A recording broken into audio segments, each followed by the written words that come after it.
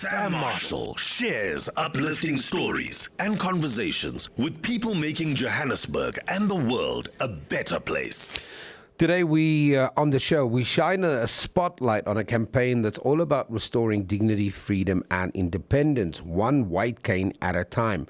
Following the incredible success of last year's Give a Cane campaign, which helped 500 visually impaired South Africans, the South African Guide Dogs Association is back in 2025 with an even bigger goal to raise enough funds to provide 1,000 white canes and mobility training across the country. Joining me now in studio is, not in studio, on the line, is Sheila Mercado from SA Guide Dogs Association to talk about this life-changing campaign, the power of a white cane, and how everyday South Africans can get involved. Sheila, good morning and thanks for joining me. Good morning to you and your listeners. Thank you so much for having me this morning. Yeah, I think, Sheila, let's talk about this white cane campaign, how it came about, and kind of, I think it's interesting and it's exciting at the same time that an organization like yours have kind of really thought out of the box to provide the service to ordinary South Africans that need it. Yes. So how this started about is that as an organization, we mainly are dedicated to transforming South African lives for people with visual impairment and physical disabilities. So yes, we do have 4 services that we offer. We've got the guide dog service, which we train visually impaired people to navigate their world. We've got service dogs, autism support dogs, and then we've got the orientation and mobility services, which is the campaign that we're currently running this campaign on. So most of the time you would find that not everyone is comfortable using a guide dog. So there is an alternative, which it can be a long cane. So a long cane, in essence, it's a cane, it's an extension use of it's oh sorry about that so a long cane is an extremely useful mobility aid that can become an extension to a person's senses, so that's what they use mainly to navigate from one place to another. Yeah, I've witnessed this. I've seen the extraordinary courage of a visually impaired person using that long cane and then being able to find their way from point A to point B and to then also navigate the obstacles in the road. And I'm always, and I'm sure I'm not the only one, who are kind of, they're mesmerized by that scene, but at the same time, just it's extraordinary to me that somebody who's visually impaired has the ability to be able to navigate their spaces. And I think kudos to you for the work that you do, but I can only imagine that takes a long time, right? Yes, it usually does take a long time. So we usually go out to the different communities. When we train our client, we go to their spaces where they're comfortable, and it would depend more or less on the person in terms of how long the person usually we train. It can go about 3 months in terms of training. Yeah, and I just wanted something interesting that you said that in some instances you have a client or a person that is visually impaired that would prefer the cane over the guide dog. Could you maybe explain why, just for some of us that wouldn't understand why that would be a choice? You would think it would be an obvious choice to have a guide dog as opposed to just the cane. So as opposed to a cane, so okay, usually when we start training, we do start with the orientation and mobility services that we offer. Because before you get a guide dog, you would need to at least know how to navigate. Even though you do have a dog, it's not gonna show you where you need to go, but you need to have some sort of techniques which you have learned. So the orientation and mobility services that we offer, they do provide that. I can only imagine last year when you guys managed to raise the funds to provide 500 canes. I can only imagine, first of all, as an organization, that is a massive pat on the back for you as an organization. But the impact it must have on the lives of those people that were gifted with those white canes. Uh, Before they were given a cane by your association, how were they able to be mobile? How were they able to get around? So most of them, they were not able to move around. I'll give you a example of one of the client that we trained. It's a student at the University of Pretoria. So just before that person got to campus, they were not familiar with the entire surrounding. So we had to assist them to navigate from going to one lectures room and going to res as well.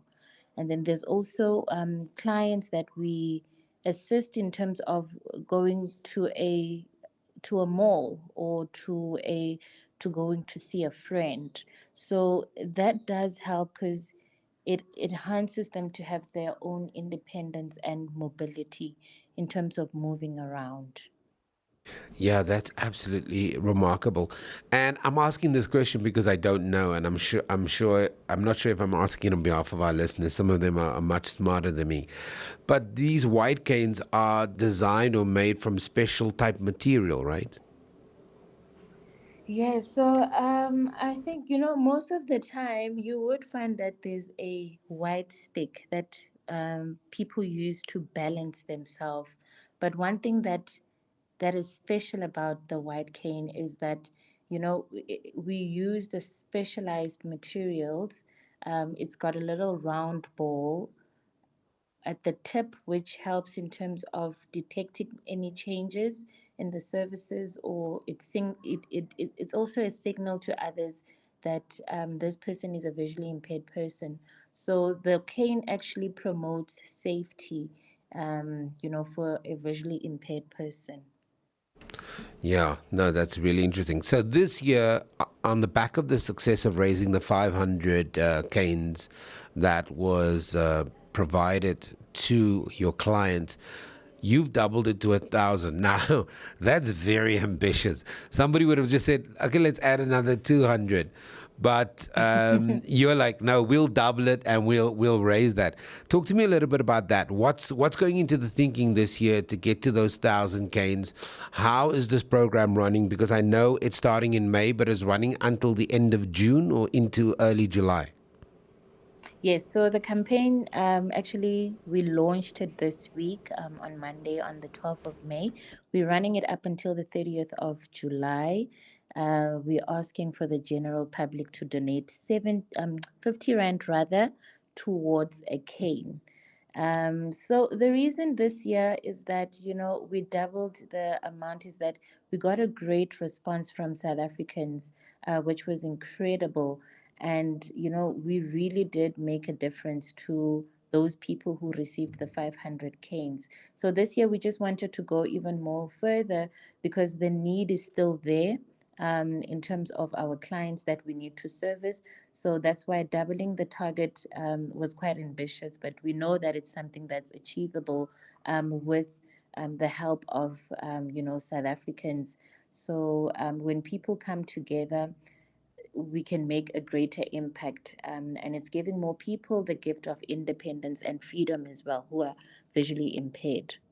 Yeah, and then there's somebody who's in their car going, but Sam, how do I do it? You guys have gone even further and said, listen, here's a couple ideas. Host a dress-up day, a walkathon, or a blindfold challenge at work or school. That's your 50 Rand. Encourage your book club, community, or running group to chip in. There's your 50 Rand. Well, I mean, it would be difficult for 50 people to each give a Rand. The idea is that they each give 50 Rand. Yeah. Start a 50 Rand donation challenge at the office. Take part in an online gaming fundraiser. You can walk, run, or cycle 50 kilometers, get it sponsored. And if you're a business, don't forget donations are eligible for a Section 18A tax certificate. So you guys have really thought about the incredible ways that somebody can donate that 50 Rand. Yes, definitely. We even have a page on our Give and Gain. So people are more than welcome to start their own fundraiser on our behalf. And then if they would also like to do a Becca Buddy page, we also registered on that platform. So it's really just 50 Rand donation towards a cane to assist the visually impaired. Yeah, and I'm gonna urge our listeners to also think about it this way. If that was your brother, your sister, I don't want to guilt trip anybody, but 50 Rand is such a small amount to make such a major change in someone's life. If you consider that this person currently doesn't even have, I mean, it's not like these white canes are being given to the visually impaired who already have canes. These are given to people who are right now, because of the challenge of sight, have lost the ability to be independent and be mobile and feel that they can contribute to their current environment, to community at large. And so just this white cane gives them all of that. Obviously, of course, I'm oversimplifying it. They also get mobility training as part of it, right? Yes, so we just don't give them the cane, so we also give them the training. So our O&M trained them to navigate in their respective, environments which they would like to be more familiar with. So yes, training. It comes also with training on life of daily skills living, like pouring water, how to pour water, how to cook when you're visually impaired, how to iron your own clothes, how to prepare your own food. So it only doesn't come with white cane training, but it does have profound impact. If you Yes. if you have somebody in your space who's visually impaired and who's immobile at the moment for many reasons, whether that's just fear of interacting, going out, independence, this is so incredibly noteworthy.